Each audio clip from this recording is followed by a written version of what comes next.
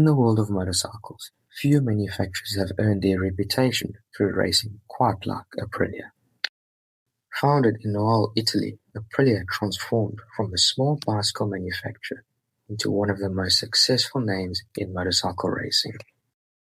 Over the years, the company has claimed more than 50 World Championship titles across Grand Prix racing, Superbike, motocross, and supermoto, proving time and time again that performance and innovation are at the heart of everything they build. Machines like the RS-V4, Tuono, and RS-V Mille have become icons in their own right, carrying Aprilia's racing DNA from the circuit to the street. But to understand why riders around the world fell in love with the Aprilia name, we need to go back to the early 1990s. This was the moment Aprilia introduced a motorcycle that would go on to define a generation of young riders. A lightweight Italian sport bike powered by a screaming two-stroke engine. The Aprilia RS125. For many, it wasn't just a learner bike. It was their first taste of Grand Prix racing. Sharp handling, aggressive styling, and an engine that came alive at high RPM gave it a character unlike almost anything else in the 125 class. By the year 2000, the RS125 had evolved into one of the most desirable lightweight sport bikes ever built, inspired by Aprilia's championship-winning GP machines and powered by the legendary Rotax 122 engine.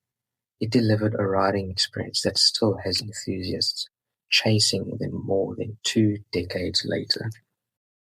Today, finding an original RS125 is becoming increasingly difficult. Many have been raced, modified, crashed, or simply disappeared over time. But this one is different.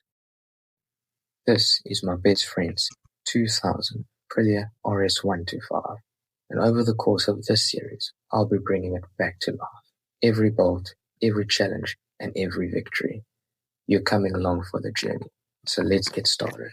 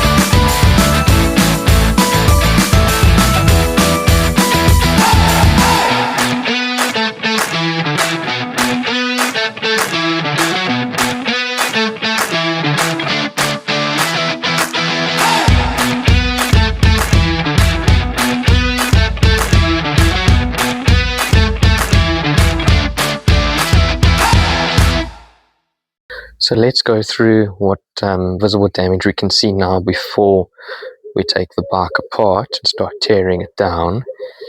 Now, the only information I know about this bike is that it was a track bike with the previous owner and that the motor was running perfectly and smoothly. That's before it sat for about 10 years. So I'm assuming there's going to be a lot of build-up in the carb with fuel on it. But let's focus on all the damage that it's collected from sitting over the past 10 years. The most obvious one that stood out to me first was, as you see here on the forks, how bad this pitting is here, and all the corrosion down here. And you can see the fork seals, how they've started to perish as well. Then moving on to the caliper, you can see how the corrosion spread over. It's actually taking that paint off there. The brake line has started to rust. Now, I think we will just go ahead and replace that. I don't want to mess around with especially a brake line that's starting to rust like that. On the other fork as well, we've got a similar issue with bad pitting. Not as bad as the other one. And the fork seal as well is perished quite bad. The rims at least are still okay. There's no damage to the rims themselves. And the brake disc is still fine. It's a bit rusted up from sitting. But it's not badly worn that it needs to be replaced. And for the caliper, we are going to have to get a rebuild kit, which is something I'm a bit worried about with regards to finding parts for it, especially with it being here in South Africa.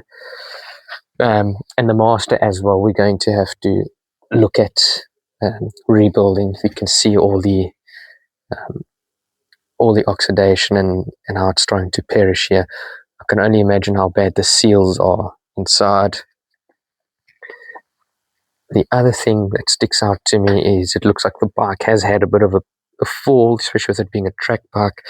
If I line it up here with the tank, you can see how skew the fairing is with regards to the handlebar.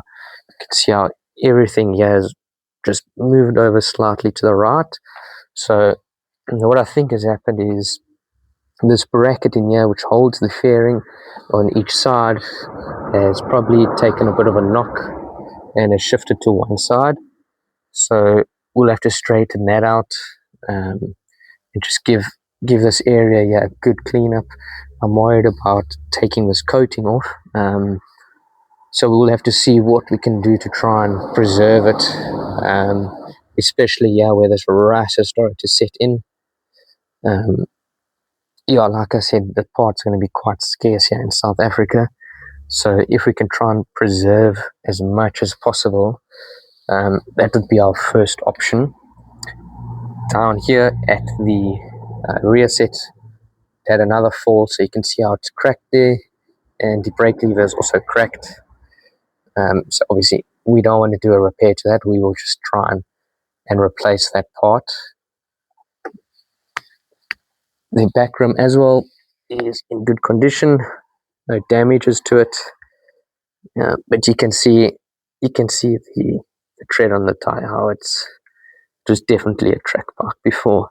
If it wasn't a track bike, the guy was definitely trying to be a hero on the streets. And it's got a full Gianelli silencer. I'm not sure about the header, what that is. We'll only find that out when we start taking the bike apart. But over here, this part of the fairing is quite badly damaged. Like I said, parts are going to be quite scarce here, and I think for me, the fairings are going to be one of the last things to get. I just want to focus on getting the motor running well, and get things like suspension and brakes all in tune. Then we'll focus on those cosmetics last. So in the next video, you'll see we'll start tearing it down and trying to see what condition the motor and the carb is in. And if we're lucky enough, we should get a start video soon. But for episode 2, we'll be focusing on tear down of the fairings, and getting stuck into that carb and motor. Stay tuned.